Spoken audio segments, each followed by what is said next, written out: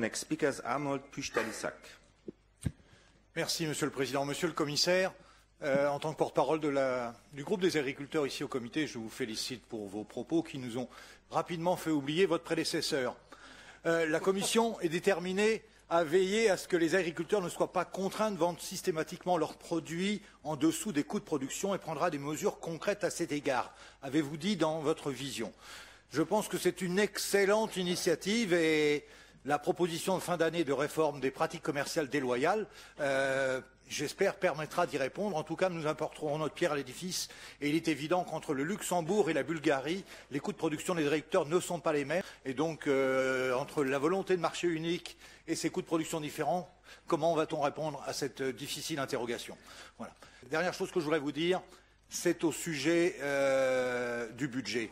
Vous savez, quand on achète une maison, une voiture, une cuisine, un scooter, une trottinette, souvent l'acheteur en face de vous vous dit « Mais quel budget avez-vous » Monsieur le Commissaire, quel budget avez-vous pour votre ambition? Beaucoup d'entre vous, vous avez fait la remarque sur le budget. Monsieur Pouek-Dalisak, vous l'avez dit aussi, sans budget, on ne peut rien faire. Et effectivement, vous avez raison. Et je vais aussi être très clair. En tout cas, moi, je l'ai dit. On ne peut pas maintenant dire qu'on va avoir plus de priorités avec le même argent et nourrir toutes ces priorités avec ce même argent. Alors, tout le monde aura faim et aucune des priorités sera desservie à juste titre. Et je pense que ça, c'est aussi clair de rappeler un tout petit peu. On a un budget européen qui représente environ 1% de notre PIB et effectivement, un tiers va à l'agriculture.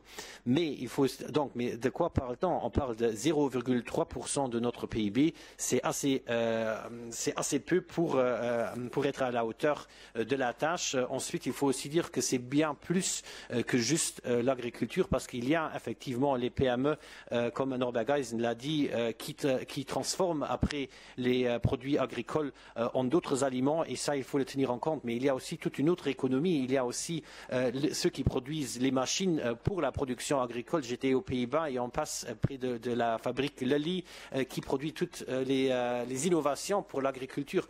Et ça, c'est aussi qu'il faut en tenir compte que 0,3% pour maintenir toute cette économie qui est bien plus large que juste la pure production agricole. C'est pas exagéré et il faut le rappeler aussi. Il y en a plusieurs d'entre vous qui avaient aussi parlé de la nécessité que les agriculteurs ne soient pas obligés à vendre leurs produits sous le coût de production. Et c'est évidemment difficile à définir c'est quoi le prix de la production.